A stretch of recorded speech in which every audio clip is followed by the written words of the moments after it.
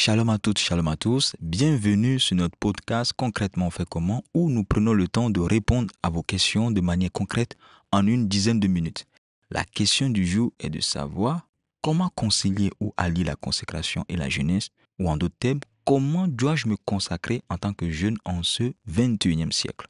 Nous allons d'abord expliquer ce que c'est que la consécration. Le mot consécration est utilisé pour définir une relation entre une entité, c'est-à-dire une personne ou un objet, et une divinité, c'est-à-dire le grand Dieu, des dieux, des esprits ou des démons. Pour bien comprendre cela, nous allons lire deux tests. Le premier test, Juge chapitre 13, le verset 5. Car tu vas devenir enceinte et tu enfanteras un fils. Le rasoir ne passera point sur sa tête, parce que cet enfant sera consacré à Dieu dès le ventre de sa mère. Vous voyez ici, le mot consacré utilisé ici, c'est pour définir une relation entre un homme et Dieu. Nous allons prendre un autre test. Josué chapitre 6, verset 19. Tout l'argent et tout l'or, tous les objets d'airain et de fer seront consacrés à l'Éternel. Vous voyez ici le mot consacré qui est utilisé ici, c'est pour définir une relation entre des objets et l'Éternel. Mais ici, la consécration dont nous parlerons est la relation entre une personne et Dieu, c'est-à-dire le Dieu omniprésent, omnipotent et omniscient. Alors, c'est quoi la consécration?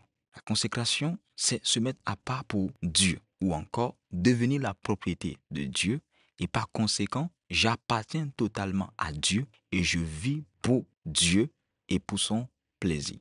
La consécration, c'est encore se donner, se livrer entièrement, c'est-à-dire esprit, âme et corps, à Dieu. Et sachez qu'il y a plusieurs étapes dans le processus de la consécration. La première étape, c'est d'accepter Jésus-Christ comme son Seigneur et Sauveur. Ça veut dire que je décide de donner entièrement ma vie à Christ. Christ devient le maître et le propriétaire de ma vie. À ce stade, il y a une séparation entre ma vie passée et ma nouvelle vie en Christ. Il est écrit dans 2 Corinthiens chapitre 5 verset 17, « Si quelqu'un est en Christ, il est une nouvelle création. Les choses anciennes sont passées et voici, toutes choses sont devenues nouvelles. » La deuxième étape dans le processus de la consécration, c'est décider de vivre pour plaire Christ. Ici, je ne vis plus comme je veux, mais je me soumets à Christ et à sa parole.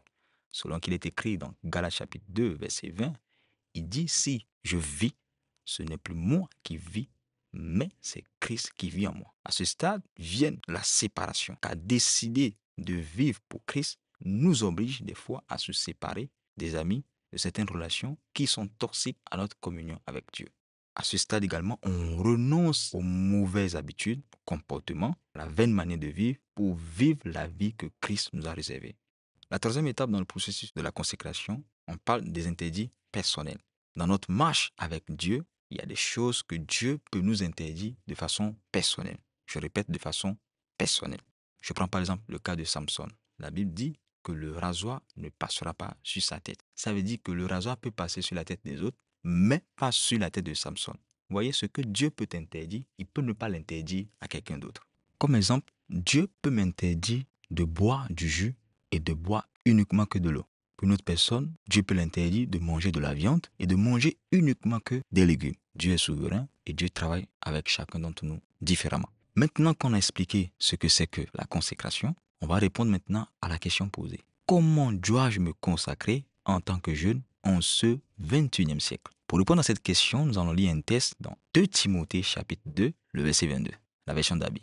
Mais fuis les convoitises de la jeunesse et poursuis la justice, la foi, l'amour, la paix avec ceux qui invoquent le Seigneur d'un cœur pur. L'apôtre Paul va donner un conseil très riche à son fils Timothée dans la foi, en mettant l'accent sur l'un des défis majeurs de la jeunesse, à savoir les convoitises de la jeunesse, les passions de la jeunesse. Il s'agit ici du désir de nouveauté, d'essayer de nouvelles choses, de voir autre chose. Et on connaît vraiment le défi majeur des jeunes, la fornication, la masturbation, la pornographie, aller dans les boîtes de nuit, s'adonner à la cigarette, à l'alcool, faire la fête, etc. Et aujourd'hui, avec le développement de l'industrie de la cinématographie, tout a été mis en place pour pervertir la jeunesse. Les images à caractère sexuel n'en manquent pas une seule seconde dans les films, séries, jeux vidéo, les clips vidéo, etc.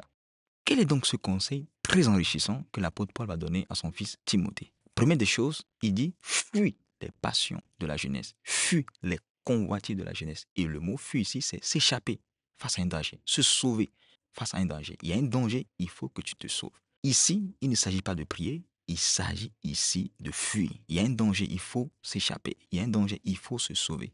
Exemple, tu causes avec une sœur de l'église et tu constates qu'à chaque fois que tu discutes avec elle, les désirs sexuels montent. Arrête tout simplement de discuter avec cette dernière. Il y a un danger. Ce danger-là peut mettre frein à ton intimité, à ta relation avec Dieu. Un autre exemple, tu suis un film, une série et tu sens qu'une scène à caractère sexuel veut se produire, tout simplement, éteins la télévision. Un autre exemple, tu sais que tu es très sensible à certains endroits et évite d'y mettre tes pieds. Aussi, sépare-toi des personnes qui ne t'aident pas à te consacrer à Dieu. 1 Corinthiens chapitre 15, verset 33, il dit « Ne vous y trompez pas, les mauvaises compagnies corrompent les bonnes mœurs. » Tu es dans un environnement où on parle des choses qui n'édifient pas ta foi, sépare-toi de cet environnement et va chercher un environnement qui favorise ta croissance et ta maturité spirituelle.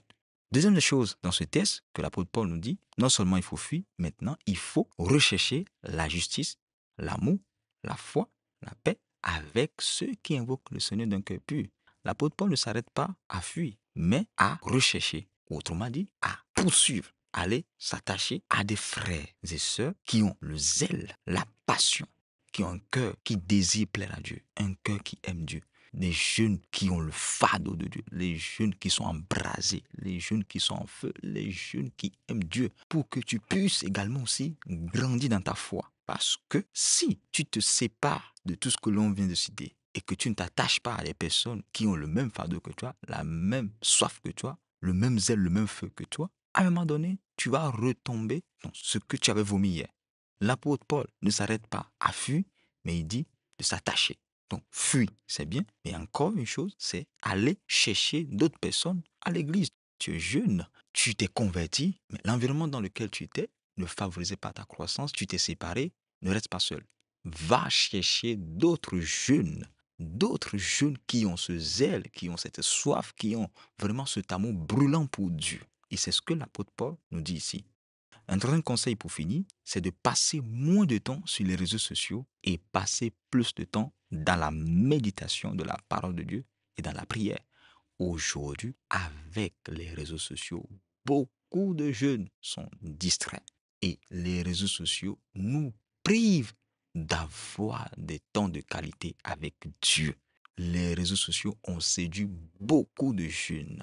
Mais ma prière, c'est que la jeunesse se consacre à la prière et à la parole selon Actes 6.4. Et nous continuerons à nous consacrer à la prière et à la parole. Pourquoi? Parce que c'est la prière et la parole qui bâtissent ma vie, qui m'établit sur des fondements solides. Quel que soit le vent, quelles que soient les tempêtes, je suis inébranlable parce que je bâtis ma vie sur la parole et sur la prière. Alors, chers invités, nous arrivons au thème de notre podcast. Abonnez-vous pour ne rater aucun épisode.